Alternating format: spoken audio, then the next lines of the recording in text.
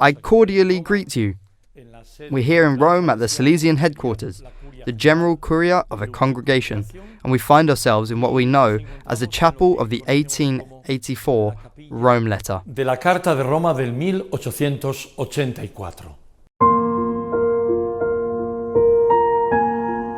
This small chapel, which at that time was a bedroom, is very important for the contents of the letter he wrote. Es importantísimo porque Don Bosco se encuentra. It is very important because Don Bosco wrote this letter 3.5 years before his death. He died January 31st, 1888. He was here doing many of the negotiations in the Vatican for the approval of all of his institutions.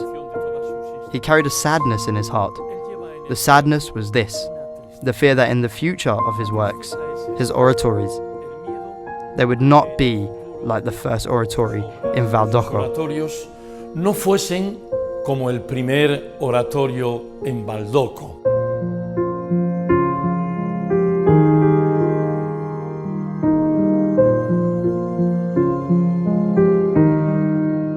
Entonces él escribe una carta. So he writes a letter in which he has a dream, and a former student shows him in the dream how Valdocco is, the first oratory, but how it is at the moment. And Don Bosco was frightened because he did not find the atmosphere of joy, of youthful enthusiasm, of the work of his boys, of holiness, of piety, at least not as he experienced it and wanted it. There they are, the first Salesians, other Salesians who arrived later. There were 500 young people in the oratory, but he has this concern. So he writes this letter, and it is like a will, saying, "My dear Salesian brothers, let us not forget that the Salesian spirit must be that of the first oratory, the family spirit, closeness to children, to be with them, and lead them on a path of holiness." Muchachos, estar junto con ellos y llevarles a un camino de santidad. Today, the charism with which the Lord inspired Don Bosco extends across the world. The Salesian congregation continues to work with the charism of Don Bosco for young people.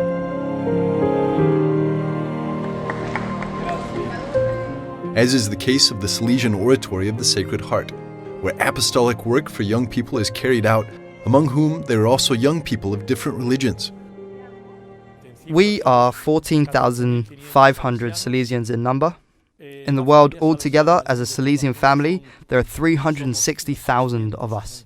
There are 32 groups within the Salesian family, and we in particular, the Salesians of Don Bosco, have 1,936 outposts in the world, some of which have 3, 4, 5 great works at the same time. I sincerely believe that the young people of the world need, and the boys and girls of the world today need, the charism of Don Bosco and the love of Don Bosco for Jesus and the great devotion to Nuestra Madre Auxiliadora. Today, it is up to us to do this in the name of Don Bosco. And precisely youth ministry has recently been at the center of the Church's attention, thanks to the recent Synod of Bishops on Young People, a theme that parallels the charism of the Salesian congregation. In my opinion, it is a time of grace for the whole Church. Within the Holy Father's idea to think first of the family. Without the family, we can do nothing with the young and for young people. Father Ángel Fernández Artime was one of the Synod Fathers at this church event, in which the situation of young people of the world was reflected upon. I think it has been a great opportunity for the Church to be open to listening to and accompanying the young people of the world. And for us, the Salesian family and the Salesians of Don Bosco, it has been a great gift from the Church and from the Father to begin to reflect on and to think about how to be close to young people today.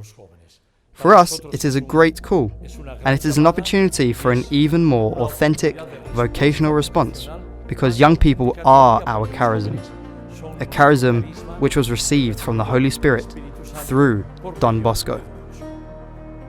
It's a great responsibility that the Rector Major of the Salesian is called to, the mission of the 10th successor of Don Bosco. It's a precious time, a time of grace.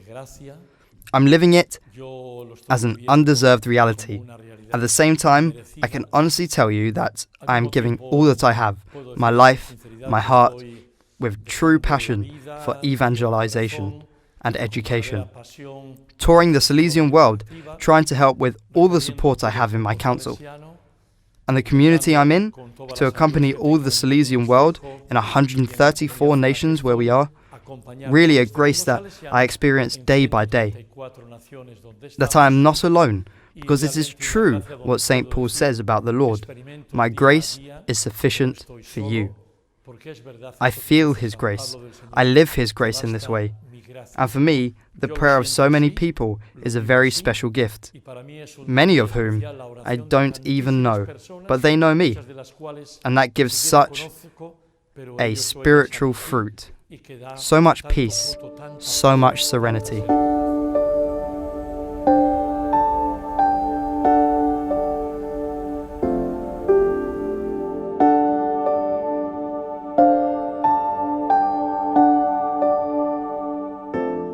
Concluding our visit, the Rector Major of the Salesians wished to send out a message to those planning to visit the Eternal City soon. I invite you not just to make a cultural tour during your stay in Rome, because Rome is for meeting with God, to meet the Lord, to meet the witnesses of faith, for example, to meet Saints Peter and Paul, and to find oneself amid so much holiness, among which is the Salesian sanctity of Don Bosco.